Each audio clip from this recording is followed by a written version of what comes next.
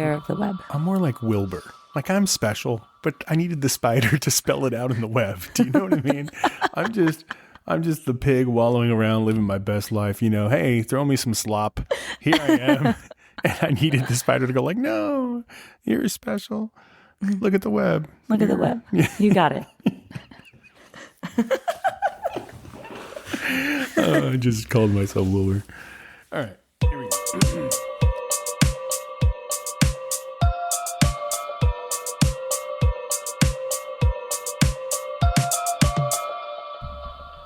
Hey, everybody. Welcome back to another episode of ESPOOKYS Talk. That's right, ladies and gentlemen. We are back with a bunch of interviews and stories. It's going to be a great time. My name's Arturo, and I am here, as always, with the bruja herself, Eva. Welcome to ESPOOKYS Talk Cosmic Forecast for September 5th, 2025. It's not just an ordinary Friday. It's a threshold moment. The cosmos is holding its breath because in just 2 days, 2 days, 1, 2, uno, dos, there's going to be a blood moon lunar eclipse in Pisces. Wow. Which will drench the skies. Okay, so all your emotional friends, they're going to be in their feels. So be very kind. Be very mindful with your words. The energy is going to be simmering, not exploding, not being crazy, not chaotic. It's going to be calm before the storm. Then the storm comes. Then the storm comes. And you better be prepared. On this kind of day where you're feeling like something's moving under the surface, like a whisper behind the veil. Ooh. So be prepared.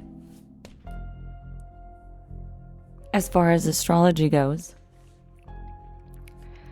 since the sun is also doing a cool thing, it's the ghost of the suns. So even the sun is feeling eerie. Would you say fall is near? Astrology, shadows on the move. Okay, so although the sun is eerie and not shining its brightest, it's important to take note that Mercury is in Virgo. So again, watch your words, as I've mentioned already. But in case you didn't hear my first warning, here's the second. If you're going to write any poetry or a letter to a loved one, make sure you check your spelling or they're going to call you out on it. I feel personally attacked, to be honest. Get Grammarly, guys. What's up? Saturn's in retrograde, drifting back into Pisces. Imagine a stern ghost of karma returning to haunt your emotional waters. Old lessons may resurface, almost like spirits reminding you of the debts you've unpaid. So remember, about 2 weeks ago, or 2 episodes ago, I should say, I mentioned that if you didn't, make dues with anything that you owed, it was going to come back to haunt you. Yeah. Surprise. Surprise, surprise. Here it is. Uranus is also in retrograde in Gemini, starting today. So all of those of you that are tricksters or like to mess with people, today's your day. Today's your day. Today is your day. Hear that, Lori? Today's the day. So a lot of people are going to have that moment of like, that was weird. It feels like deja vu. Or like you're going to dream of something later tonight and you're going to see it comes true or feels like it's coming true. But others of you are just going to feel like your whole little world is falling apart. So what are you looking forward to? You're looking forward to the blood moon on September 7th, which is going to be like a portal, which could be a good thing or a bad thing, depending on how you start to manifest. So good luck, everybody. Good luck. That is all for your cosmic forecast. Nice. You know, it's funny because you and I were just talking the other day. And we were talking about like home type hauntings and how we didn't always want to call them hauntings, more like visits and things like that. But the truth is, when spirits and those energies and things that are in a house, you know, sometimes they could be poltergeist, sometimes they could be hauntings. It's so vague. It's so huge. And I mentioned that to my cousin, Nena, and she was like, yo, my husband, Tracy, lived in a haunted house growing up. Right. And he was from Michigan. And I was like, get out. So they actually came over here and we had a little dinner and they kind of gave us some information. We talked about it. And what a discussion, guys. I wish you guys were here, not just for the cookies. They brought some cookies. I think they were from Whole Foods. They were amazing, but not just the cookies, but the fact that we all connected, right? Like the stories, they all really kind of hit because we've all experienced things and we all had questions and we all kind of wanted to understand. But these guys have had some experiences that I think were just a little different. Finding secret passageways, discussing, you know, homes that were built 200 years ago and the type of energy that stays there. It was amazing. Such a cool night to just sit around the table chopping it up with some cookies. Man, those cookies were good. The cookies were amazing. But, you know, and I think that's a kind of a cool thing. And they allowed us to bust out the whole set here. And we recorded them. We have some interviews there. It was very interesting how the location really took those stories into a place of validation, right? Sure. So the houses being old, you know, all that energy just stagnant until someone is able to perceive it. So interesting. Yes. Until they recognized and understood and, you know, yes. You know, I bet if I were an entity, if I was energy or something and you had to wait a long time for someone to notice, for someone to understand, do you know what I mean? Right. You'd want to try to contact as much as you can. I feel like that's what happened. It's kind of cool. Absolutely. And the fact that it wasn't just them, their family members were witnessing it too. Yes. That's the part that was a great takeaway for me. But it's because they were all included. They were all participants. Oh, right. You know, Tracy was also, you know, building stuff and renovating and things, but with his dad or whoever, you know, they were all together and they all got to witness it and experience that energy together. But it became like their norm. They didn't mind it. Yeah. Because they weren't hauntings. They were visitations from the spirit world. Absolutely. Sometimes people or energy, whatever, just needs to be heard. Sometimes they just want their story known. You know, it's not always negative. It's not always threatening. Right. You know what I mean? It's kind of cool. But and so with that, here's Tracy's story. Tracy. All right. So Tracy, now you're talking about where you grew up at this 100-year-old house. No, older than that. Older than 100 years? Yeah. It was 200 years. Whoa. Back then. Oh, man. And this was, I lived there from the time I was 5 years old until the time I was about 16. So we lived in that house while I was going to that campfire. And then, so we moved to a different town. So anyway, it was a 200-year-old house, and it was built by the founder of the town that we lived in. And he also built the old mill, which that's the first thing that goes up in colonial times when the houses were built. They would build a mill to run their grist and their corn and whatnot. Right. Why do I feel like it's already going to have bad juju? Oh, yeah. Because, you know, anytime you see a founder and it's back in the day, it came with a price of someone. Mm-hmm. Yeah. But, so I lived there, and we would, ever since me and my dad remodeled the house, and ever since we moved in, before it was even remodeled, we would see stuff. We full body apparitions walking through the hallways. That's creepy. we'd hear footsteps up and down all night long. It would literally sound like somebody walked up the stairs, but nobody was up there but me. Yeah. And then, so we'd see that, and it was an old man, like probably in his, I would say 70s, kind of hunched over like an older guy would be.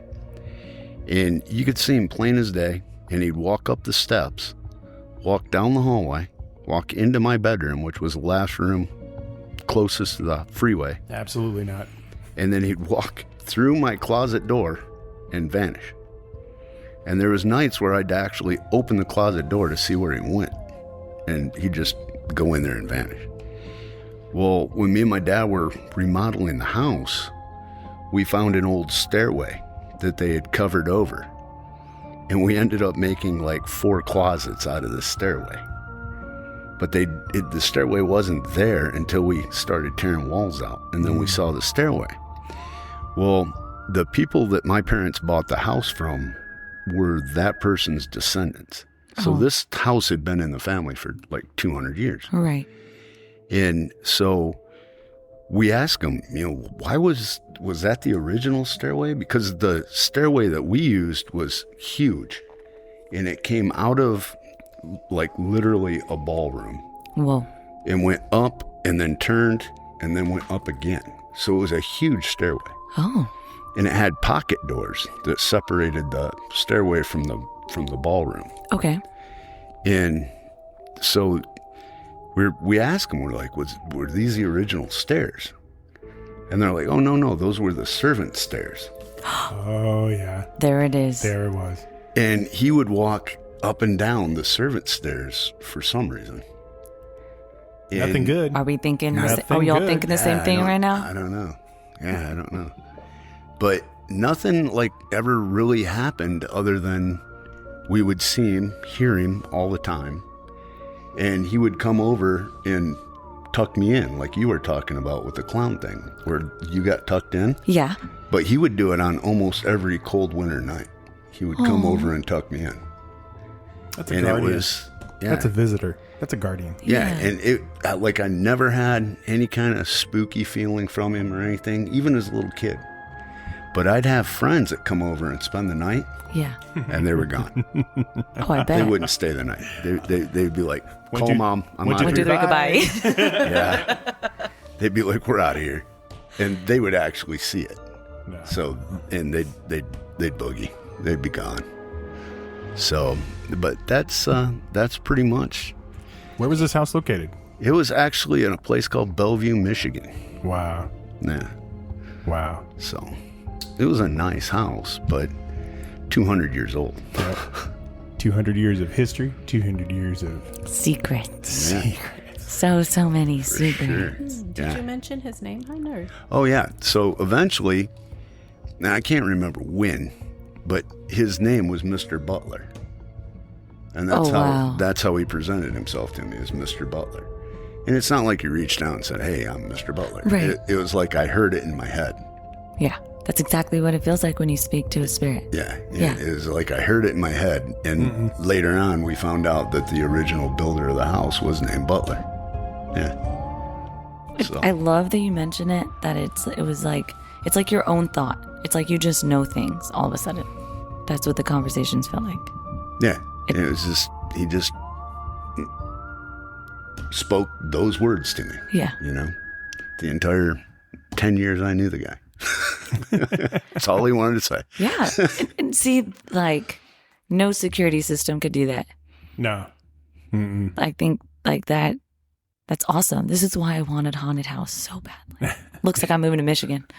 Yeah, you could probably get that one for cheap. I know, right?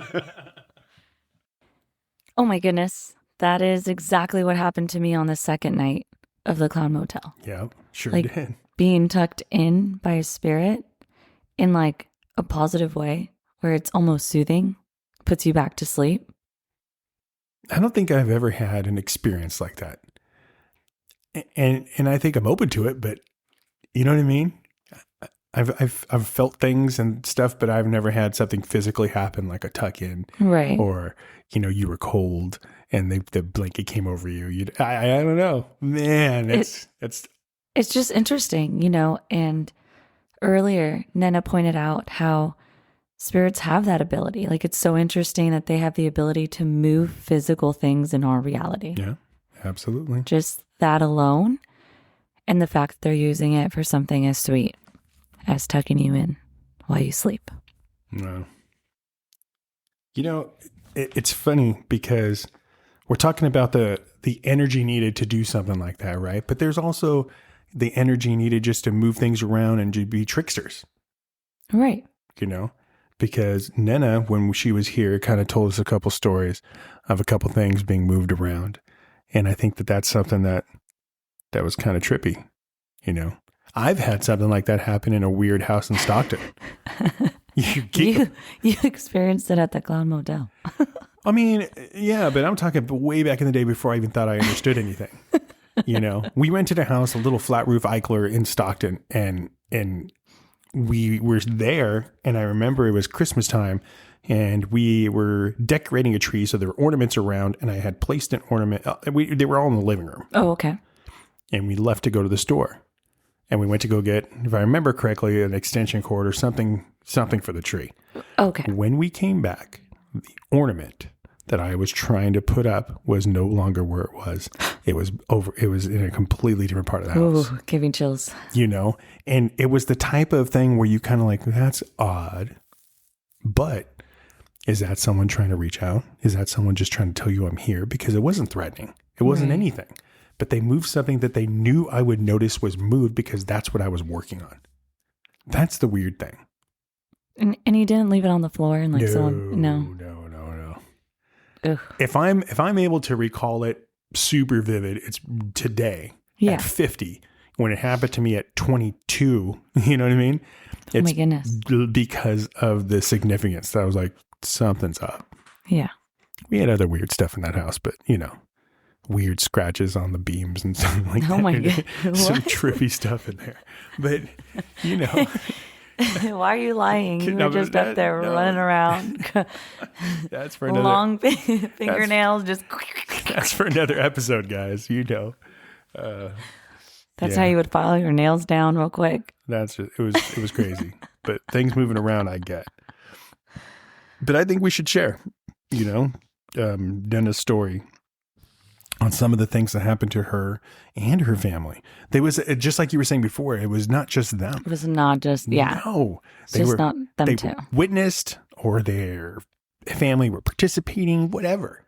That energy spread itself out. It didn't just, it wasn't just one person going, I think I saw. It's multiple people. Multiple. Yes. You had to have witnesses, Yeah. Sharing that experience. Think about the Clown Motel, right?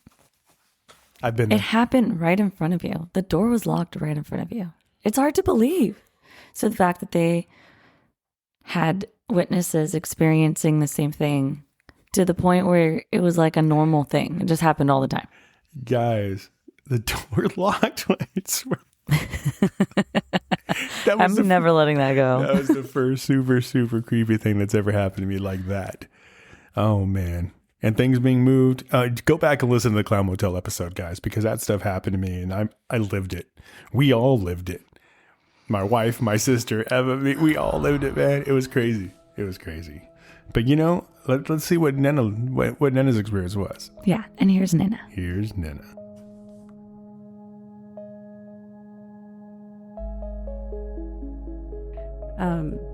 So my first experience started when I was about 10 years old in the house that currently my parents still have. So they bought a house in Mountain View. I had just turned 10, and that house, a lot of like little creepy little things have happened throughout the years, off and on, but nothing to the point where we felt unsafe or, uncomfortable. But whoever this spirit was, or he or she liked to play a lot of hide and seek with our things. Oh. Yeah. So we had plenty of experiences of those with my sister, with me, with my sister and I together. But the one episode that really, really freaked me out was because I was younger. I was 10 years old. Yeah. And I have a brother. We're just 2 years apart. And my sister, she is 10 years younger than us. So she was a baby at the time. And my dad had crazy work hours. So it was like at nighttime, and he was just trying to get some sleep to get on to shift. You know, so my brother and I would kind of just basically take care of each other for a little bit, right? Yeah. And so we would play in the living room. And then I was heading towards the kitchen, and everything was quiet. And I heard somebody say my name in the most whispery, scariest little voice ever. You know, like you would hear now in the scary movies. Yes, exactly. But it was a female. I could tell because her voice. Oh. Yeah, it was a female. It was funny because in that moment, the first thing that came to my mind was, like, who do I know that's a female that would be? You know, I was like questioning all these things. So I freaked out, of course, and then I ran to get my brother, and I dragged him to the kitchen with me. And I was Take him. And I said, Javi, I go, listen, just listen. And we stayed quiet. And then it happened again. Nena. Yes. Just like that, right? Yes. Uh-huh. And I was like, It's creepy. they clearly know me because they said Nena. We ran down the hall scared and woke up my dad. And my dad was like, what is going on, you know? And out of a deep sleep. And he's like, we heard something. You need to come and check. And my dad got up and he checked everywhere. He checked the garage, everywhere. He's like, there's nobody here. And of course he was probably, you know, thinking these guys are probably just pulling my leg kind of thing. All right. So I just, out of all my experiences, that one's the one that sticks the most with me. You know, we've all kind of, that's a common thing, to hear your name. I heard it out in Lodi once. I know I mentioned this on a previous podcast, and I heard it out in Lodi, out in the middle of nowhere, while it said my name. My girlfriend at the time and I both looked at the house thinking it was my mom, and there was nobody there. And then every dog in the neighborhood started barking. Oh, that's worse. Oh, Yeah. no. The creepy part was is Absolutely. she took off, and I still had to go run and close the gate and then run into the house. It was freaky. No, that's insane. Mm-hmm. Yes. Good times. So in my parents' house, there was another episode that happened with my sister and I, where we were both in my parents' room, and I was ironing at the time, and I remember saying to my sister that I had a book that I wanted to give her to read, and she was wanting to read that book. She was interested in it at the time, so she was asking me where it was. And in that moment, she wasn't in the room, but we were like yelling through the walls, you know. And I said, it's over here. The book is on Dad's nightstand. And as I'm saying those words, I already know the book is there. As I'm saying the words, I'm ironing, whatever. And she comes in and she goes, where's the book? And I was like, right there. And we both looked at the nightstand, and then it was gone. Mm-hmm. And then I was like, I swear it was there. And then we were looking all over for it. We looked in the room we were currently in. And then we left the room to go look in other places. And then when we came back to the room, the book was at the foot of the bed. He was back. So I'm like, how do you explain that? I mean, we both saw. I mean, if it would have been by myself, I probably would have been like, okay, am I seeing things? But my sister can vouch. You know what I mean? Like, Yeah. So that was really trippy, and a lot of little things would like come and go like that for my sister as well. But Like, how does it go from the nightstand? You look around the room with your sister, you're not by yourself, and then it shows up at the edge of the bed. Like, okay, you guys can read it together. How are you thinking this thing's like, hey, she's going to enjoy this. I'm going to scare the hell out of her, but it's going to be awesome. Well, I feel like if she was truly afraid. right, I wasn't. That's the thing. I really wasn't afraid. I was more like, wow, okay, you know, like. Yeah. Like it knew that she was going to be okay with it. Right. I don't like people touching my stuff. Scary. You know, it's my stuff. I tell Lori all the time, Lori, don't touch my stuff. Things move around and it's Lori. Well, that's why your stuff just got unplugged. I'm telling you, man, that type of stuff. You know, it's funny when we were talking earlier about energy and how energy is infinite, and the fact that something has enough energy to move an item. Right. You know, so I mean, it's trippy. Okay. The next story is super freaky. I had these rings at that time. And I remember them distinctly because I was so in love with them because I bought them there in Mexico, because a lot of their jewelry you just can't find here. Forget it. It's like a piece of art. Yeah. And so we woke up the next morning and I got up and my rings were not on my fingers. Not on your fingers? Mm-hmm. They were taking off your fingers? Yeah. They were. That's creepy. And so I was like, my rings. And my cousin and I were looking everywhere, whatever. Finally, I got under the bed and there they were, sitting right in the center underneath the bed on the floor. And I was like, and my cousin was like, I told you. I told you this place is haunted. And I was like, a little different. Well, that's a little different. Okay, I agree now. I really believe you now. Wow. I'm just interested on what type of floor there was. Was it carpet or like hardwood? No, it's like concrete. Oh, that's right. Yeah. Yeah. And just think about that, because like it could have rolled into the bed, right? Nah. No way. In the center? Not only that, both. Do you know what I'm saying? Yeah. Like there are some things that, I mean, what is that? A couple million to one shot that two rings hit the ground and roll to the same area, like next to each other? Nah. Yeah, and it was right in the center. Like it wasn't like right there where let's say they fell off my. Even if then those rings would not fall off my fingers. Yeah, they were taken off and then they were playing with them underneath the bed. Wow. You know what's really interesting about that particular story is that you experienced something super similar with rings. But and go back and listen to that story, guys, too, because when your ring was lost, it's something told you to look for it. Not something. Someone. I would say my ancestors are constantly looking over after me. Absolutely. If I were to I don't like labels. I'm just Eva. I do my thing, live my best life. But if I had to label myself, I guess it would be like ancestral things, because all of these gifts definitely came with visitors, and these visitors are like family members that I've either had the pleasure of meeting in life, but some of them I met them spiritually, never met them while they were living. The beautiful thing is that they communicate with you, they protect you, they do a bunch of things to kind of help guide you. And I think that's awesome, because your story about the ring and how it just may have kept you safe, that alone is comforting. Do you know what I mean? It's awesome. I mean, the way I see it is a bunch of coincidences. Like I go to sleep, I wake up, and I had a plan to leave at noon because it was Sunday and I work Monday. And it's about an hour and a half drive on a good day. Could take up to 2.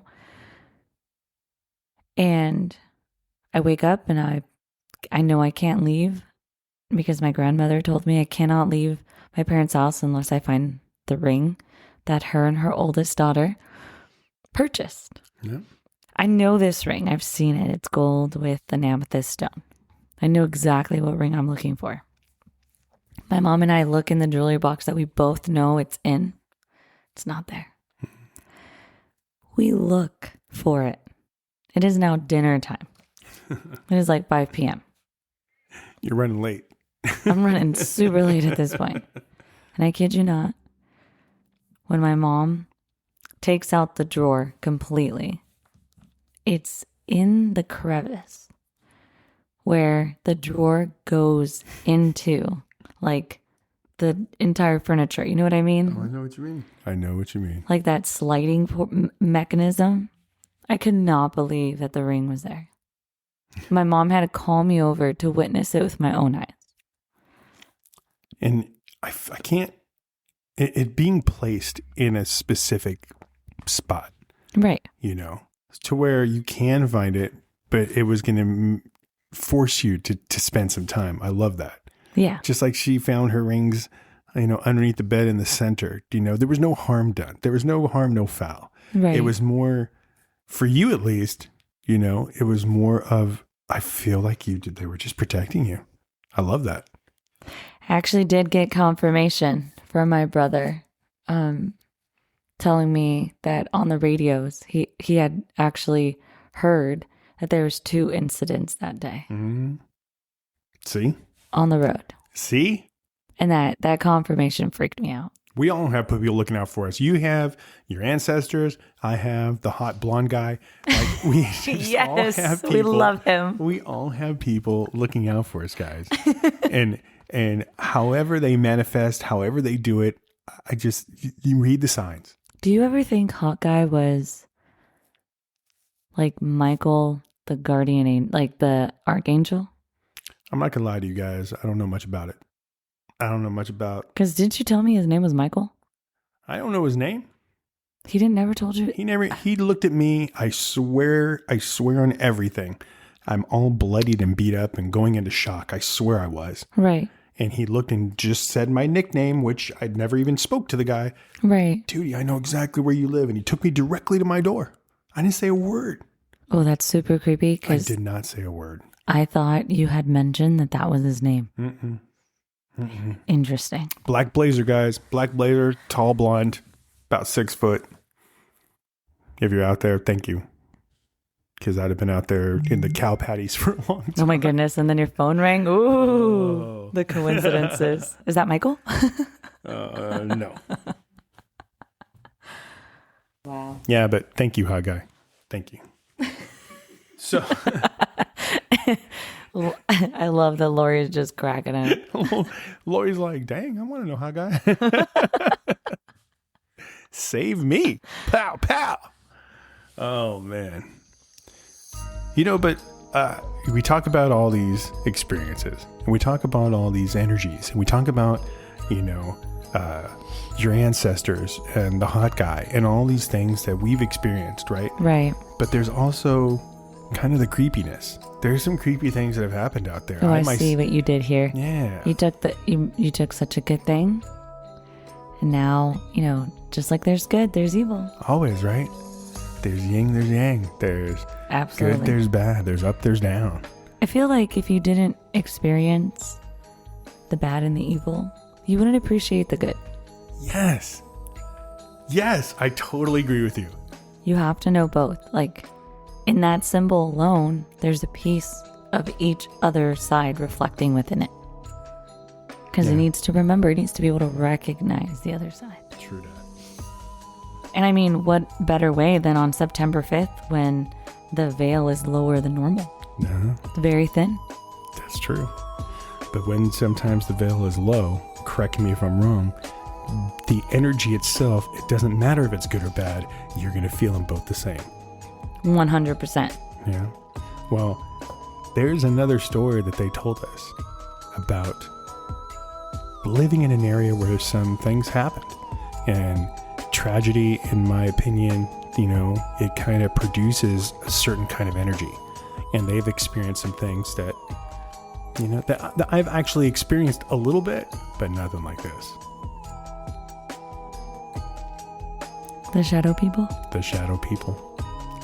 You know, so here you go, guys. So we are on this day of an eclipse happening.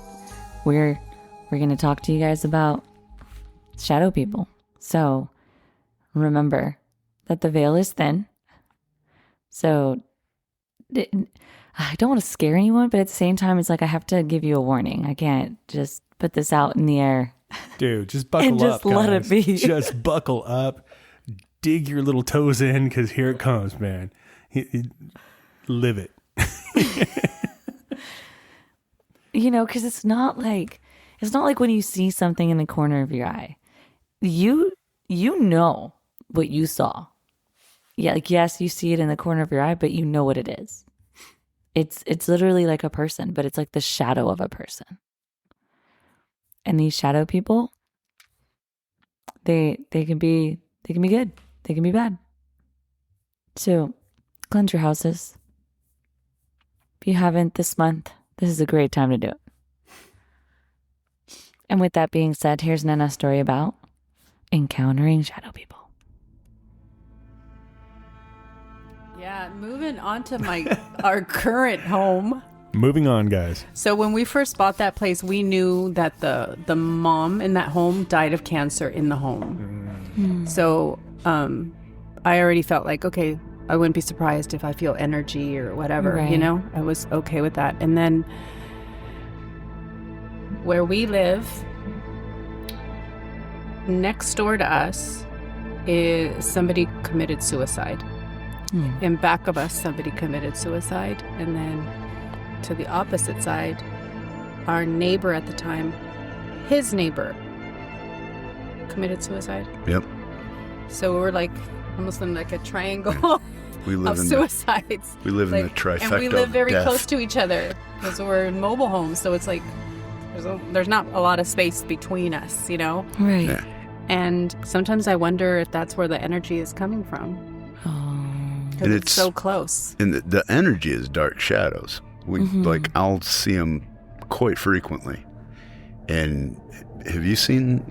You have seen them, right? I see him like brief, like Right. corner of my eye Well, when I'm that's turning. all you can see them. Yeah. Yeah. But my Jessie, my daughter, her friend, who when we go out of town, she's the one that comes over and cares for furry babies, and she has a sixth sense. And so she straight up told us that she saw shadows in the house, and she felt the energy heavy. And then another time she came and she said, "Oh, the energy is much lighter here today. You know, I can feel it's a little lighter."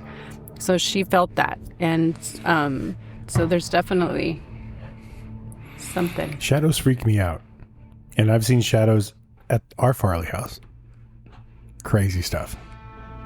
Yeah, it's crazy. I didn't realize we were surrounded by all this death. Yeah. So since we've been together, we've only had one house that nothing weird happened in. Yeah, the first house. Yep, our We first had- house together. Nothing weird happened in the house. It was an awesome house till it burned down. Yeah, so maybe something did. I kind of feel like that might be something weird. That is the biggest thing. I kind of feel like that might be an issue. Yeah. Might have buried the lead on that one. Yeah. half of it burned down. Yeah, half of it burned down. Oh my goodness. Man. You see, I still get chills. I know. The reason I love what we do is that everyone has an experience. Right. Everyone has a story. Everyone's had a feeling, a tremble, a tingle, you know, whatever. And they all interpret it. The crazy part is it's interpreted differently, but the same. But the same. Yes. You know? That, because everybody has intuition. Yes. And, you know, as flattered and as much as I love hearing that, you know, I'm more awakened, more enlightened, more whatever. In reality, it's just more practice. It's like any other skill. The more you practice it, the more it's going to be heightened. It's going to come at ease, you know? But we're all capable of it. I mean, look at you. Think about where you started and where we are now. Yeah, look at me, guys. You know, I Started from the bottom, now we're here. boom. I started this a long time ago with just kind of ideas that something out there is just different. I feel something and it's different. Call it spiritual, call it intuition. You can call it whatever you want. But I just knew that there was something out there that I didn't understand. And when I first started talking to you about it, Right. which was one of the very few times that I did speak about it, the fact that you had an instantaneous connection made me go like, dude, Yep. we got to start something. This is my bro right here. That's it. You know, bam. So, and that's it. I That's mean, it, guys. but it started from your experiences that you had already been drawn to it. You and Lori have gone on many adventures True that. Lori, and all ESPOOKYS. I think, has kind of a trippy way of sensing things because she internalizes. She doesn't really kind of like, whoa, God, I saw this, that, and other. But you see her mannerisms and her things. She senses so much, and it trips me out. It's different. I just imagine you as her shadow. Just, what are we looking at? Oh, for real though, we compliment each other very well because I am super loud and she's not. And but she's the sharp one. I'm a little dull sometimes, you know. I'm slow on the take, and the fact that we but the fact that we just compliment each other, I love it. I love it, and that's why we're us, you know. But yeah, we've done a lot of adventures. We've gone a lot of places. We've gone to several continents. We've done just a bunch of things and have seen and experienced, and that's why I think it's important to, number one, just for our own mental health, to kind of get it out there and talk about it a little bit. But maybe this helps some people. Maybe, I think we're helping a lot of people. Maybe it freaks some people out. Please let us know if you want to come on our podcast. Dude, if you guys want to share your story, seriously, for reals, you really need to start simple. Send me an email. The email is ESPOOKYStalk, ESPOOKYSTALK @gmail.com. Send us an email or click on the link in our bio and send us something so that we know that you're out there and you too have a story to tell. Your voice should be heard. Right. I'll bring you over. I'll cook some dinner. That's kind of how we roll. If you want to bring some cookies, yo, there were some cookies over there. Or bring a side. No, those cookies were amazing, man. Guys, go to Whole Foods and bring me some cookies. I'll put you on the podcast for sure. Anyways, I'm really glad that I had an opportunity, not just to hear a story, but to spend some time with some family. It was pretty cool.